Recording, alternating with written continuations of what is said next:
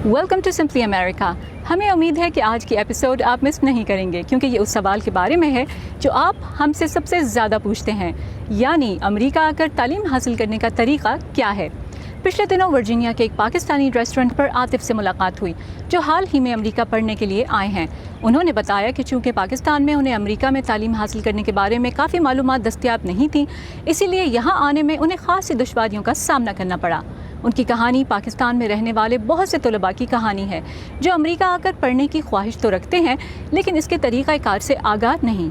United states education foundation इन पाकिस्तान को 1950 में America और पाकिस्तान की हुकूमतों के इश्तराक से कायम किया गया। ये इदारा अमेरिका में तालीम हासिल करने के ख्वाहिशमंद पाकिस्तानियों को मुफ्त रहनुमाई फराहम करता है। इदारे के डायरेक्टर इल्यूमिनाई अफेयर्स मजहर क़य्यूम आवान आपको अमेरिका तालीम हासिल करने के लिए 5 अहम मरहले बता रहे हैं। पहली बात तो ये है कि वो थोड़ा सा अपना रिसर्च वर्क करे। रिसर्च वर्क से मेरी मुराद ये है कि जी अपने एकेडमिक डिसिप्लिन के हिसाब से वो तलाश करे कि कौन सी यूनिवर्सिटी या स्कूल जो है वो उस डिसिप्लिन में वो डिग्री जो वो करना चाहते हैं, अंडरग्रेड पे जाना चाहते हैं या मास्टर्स या पीएचडी करना चाहते हैं। उसके बाद फिर दूसरा जो कदम है वो ये है कि क्या आपके पास अपनी जाती वालिदैन की तरफ से या कुछ फंडिंग अवेलेबल है, या आप यूनिवर्सिटी की फंडिंग चाह रहे हैं, या किसी और तरीके से आपने अपने फाइनेंसेस का बंदोबस्त किया हुआ है। तीसरी बात एप्लीकेशन की तैयारी है। उसमें सबसे अहम बात यह है कि क्या क्या कागजात आपको चाहिए, कि उनके एडमिशंस कब हो रहे हैं, क्या आप कोई डेडलाइन तो नहीं मिस कर रहे।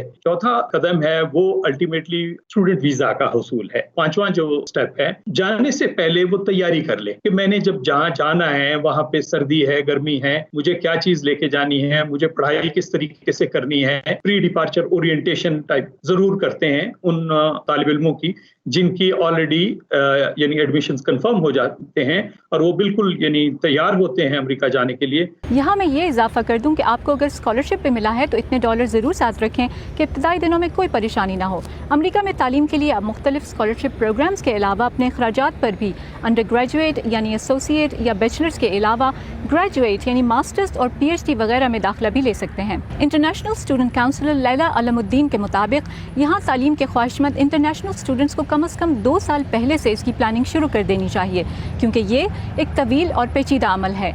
इसके अलावा कोविड-19 की सूरत हाल की वजह से कुछ स्टूडेंट्स को मुश्किलात दरपेश आ सकती हैं।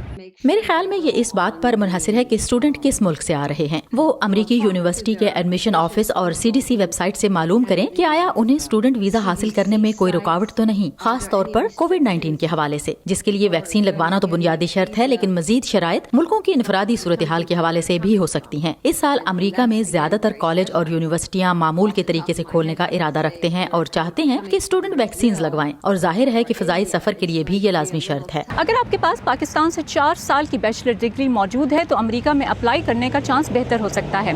अगर आप अमेरिका आकर तालीम का इरादा रखते हैं तो गुड लक। अगर आप इस मकसद में कामयाब हो जाएं तो हमसे अपनी कहानी ज़रूर शेयर कीजिएगा।